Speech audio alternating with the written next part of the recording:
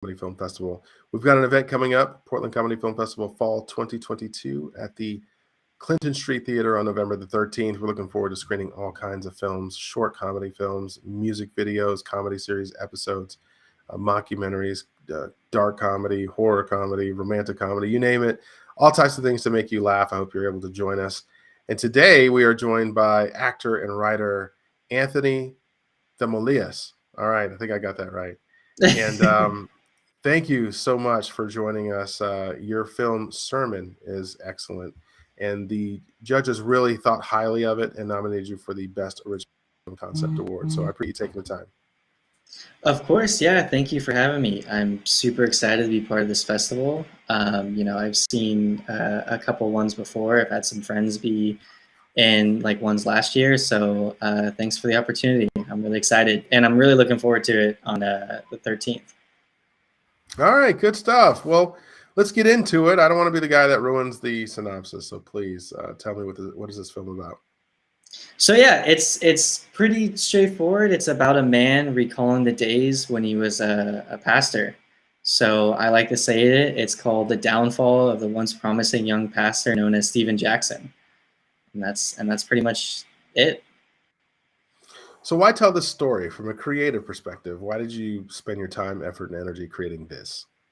Yeah, so at first it was just kind of like this funny like character that I kind of did in like this sketch maybe late last year, and I liked the character, but I always just kept like bouncing around ideas of like, I didn't want it just to be kind of like over the top, like kind of silly. I was like trying to think of a way to kind of ground it, and then I just thought of like, because one of the lines was he got kicked out of his congregation.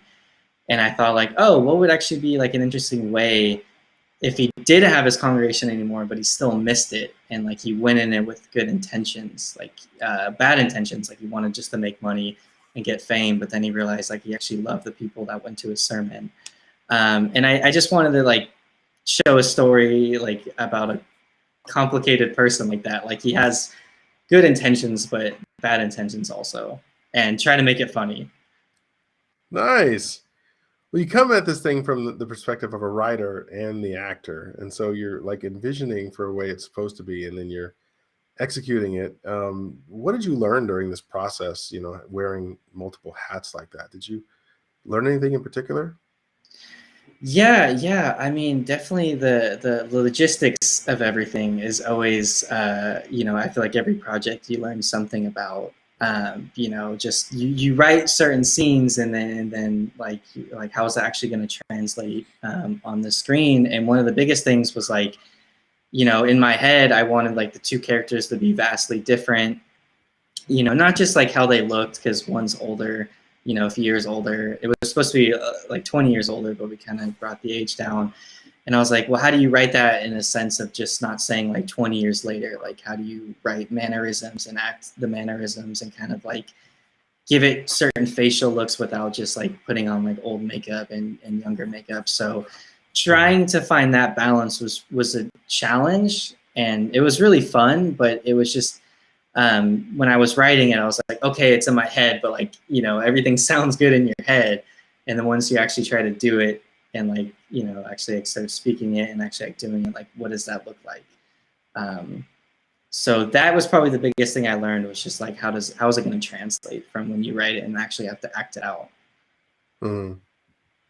Okay. Well, it's a process, and it's like trying to, I don't know how you do it, to be honest. When I was on set, I was a sound guy, and it was hard enough to focus on just the back end, and just to be able to perform at 100%, knowing, are you achieving the writer's vision? Yeah. It's like, I know that's got to be something. Maybe I'm just making it out to be too hard in my head. But let's move on a technical level, production wise. Any learning experiences on this one?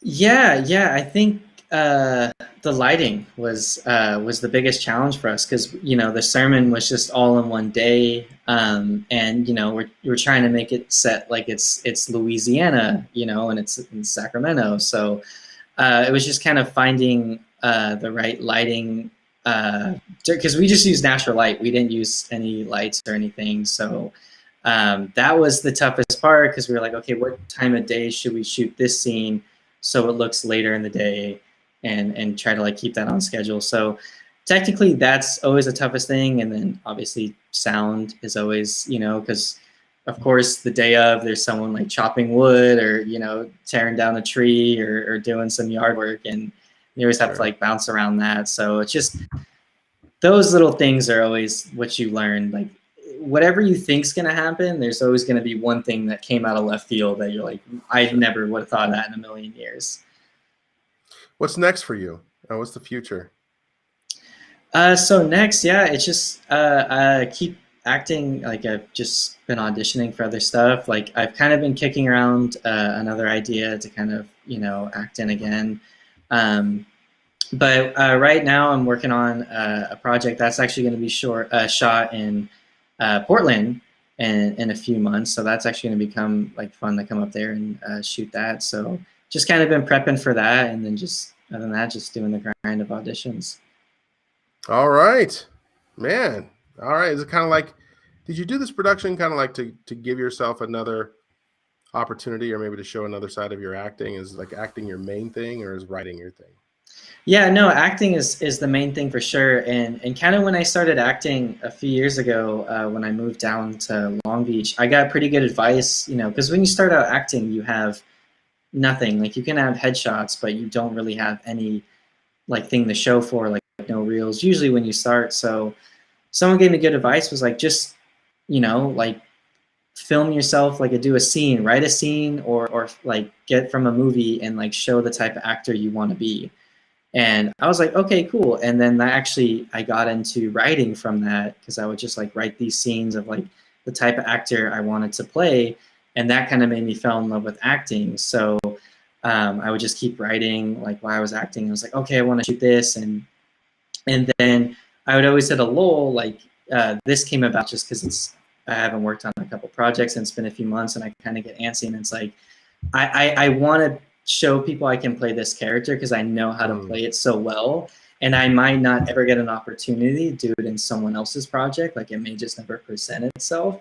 So I was like, oh, let me just write it myself. And like, luckily, like I know a lot of talented people that are gonna make it look, a lot better. And so I was lucky enough to like know a great director and a great cinematographer and other fantastic actors to surround myself to kind of make it look, as best as it possibly can. So yeah, I like to, like in between projects that I'm acting in other people, I like to write certain things where it's like, I know I can show this side of my acting, and I would love to show people it. And I know like how to challenge myself within something I write. So yeah, it's fun because it's like I love acting, and then it's made me love writing, and the writing makes me love acting. So it's kind of this like back and forth.